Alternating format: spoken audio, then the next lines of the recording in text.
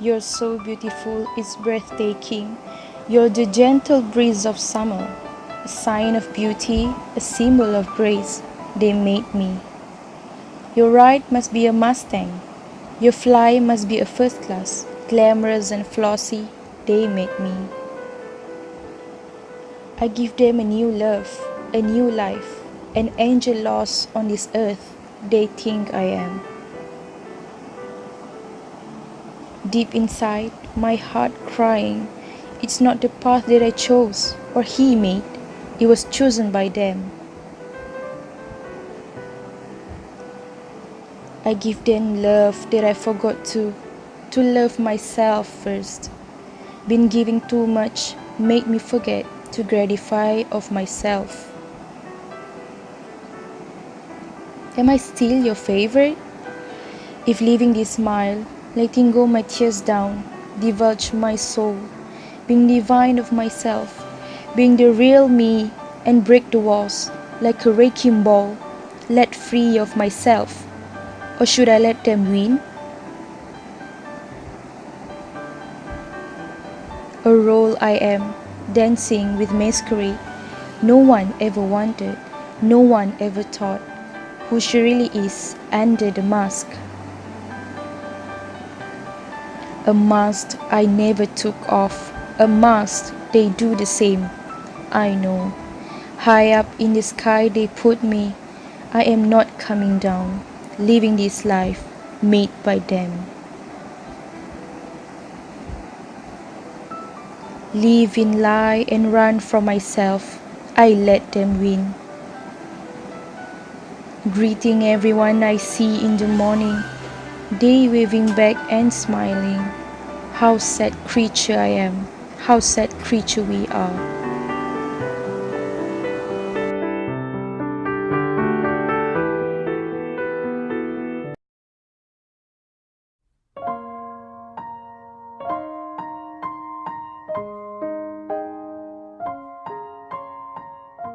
The major theme of this poem is pleasing others versus pleasing yourself. In this poem, the character wants people to enjoy her presence and want to please other people. However, she is not being her true self. In reality, no matter how hard we try, we will never be able to please everyone. The point of view used in this poem is the first person point of view. The use of the first person point of view gives us a glimpse into the real inner feelings of frustration of the character as the person needs to be someone else to please the others. Next is alliteration. Alliteration primarily involves the repetition of the same or similar consonants. For example, in stanza 1, line 3, a sign of beauty, a symbol of grace.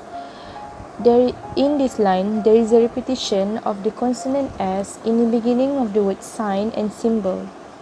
In stanza 1, line 4, they made me. There is a repetition of the consonant M in the beginning of the word made and me. Next, in stanza 2, line 1, your ride must be a Mustang.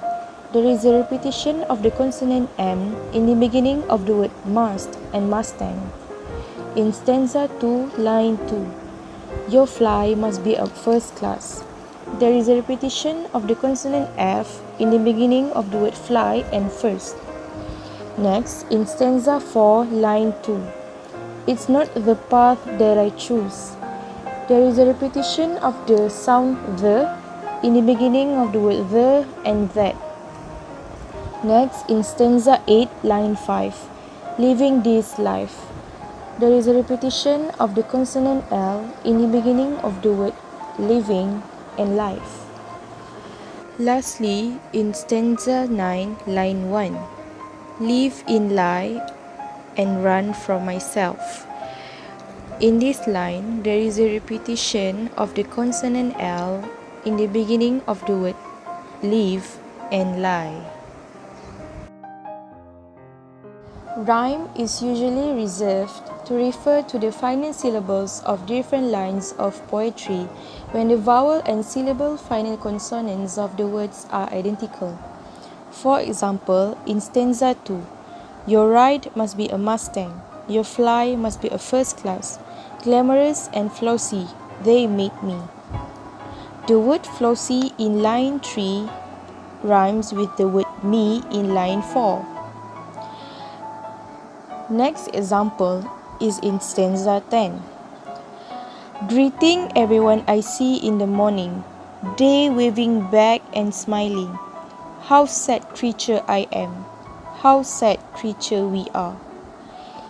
In the first line, the word morning rhymes with the word smiling in the second line. Parallelism. In stanza 6, line 3 and line 4 are being foregrounded in terms of parallelism. The poet has kept the first three words no one ever unchanged and replaced the verb wondered in line 3 with the verb thought in line 4. The next excerpt is from stanza 8. In this stanza, the noun phrase a must from line 1 is repeated in line 2, but the rest of the words in the lines are changed. Hence, it is seen as parallelism. Last but not least, in stanza 10, the poet has chosen to foreground the last two lines by writing them in parallel. Both lines are made up of an adjective phrase plus a noun phrase, with the noun phrase changed from I am in line 3 to we are in line 4. Repetition. The phrase they made me in stanza 1 line 4 is repeated exactly as it is in stanza 2 line 4. As far as concerned, the poet is actually trying to grab the reader's attention by implementing the element of repetition. So the first deviation that can be found in this poem is graphological deviation, where as you can see on that stanza, the deviation happened in the last line because the writer stressed on the word them, them, by making it in capital letters and also dashes, just to show how frustrated that person upon her life, and also the usage of capital letters on that line indicate that it emphasizes the journey or life of the person is being structured by her family throughout the whole stanza.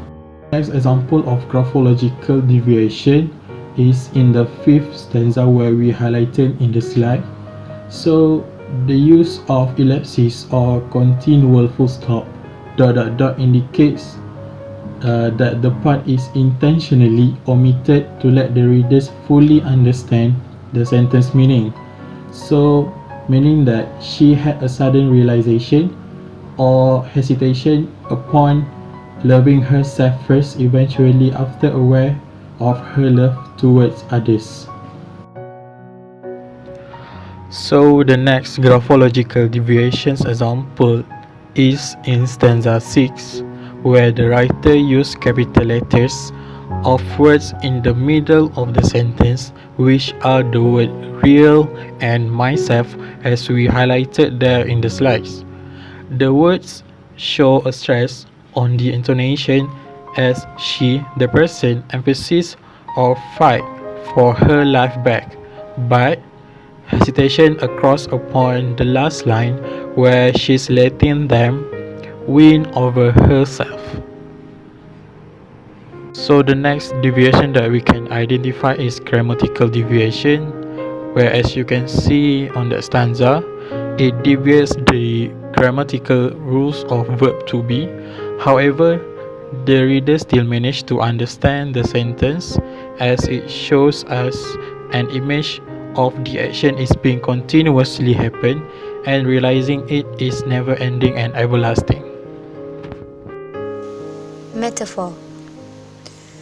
You're the gentle breeze of summer. Stanza 1, line 2.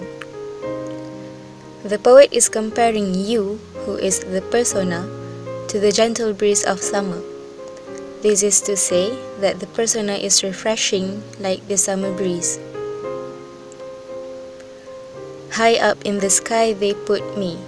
Stanza 8, line 3. Literally, there is no such thing as putting a person high up in the sky. As a matter of fact, this is not considered a hyperbole because it is not an exaggeration, but some sort of comparing between the high sky and the degree of manner a person should possess. Simile. Here, the poet is comparing the action break the walls with like a wrecking ball. Note that the comparison is rather explicit than those discussed in metaphor.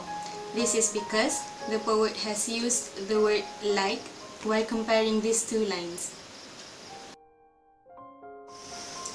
Question and answer. We would like to include this one element that we have found in the poem. In stanza 6, line 10, the poet asks a question, or should I let them win? As we go further into the poem, we have come across a line that seems to be the answer to the question asked. Stanza 9, line 2, I let them win.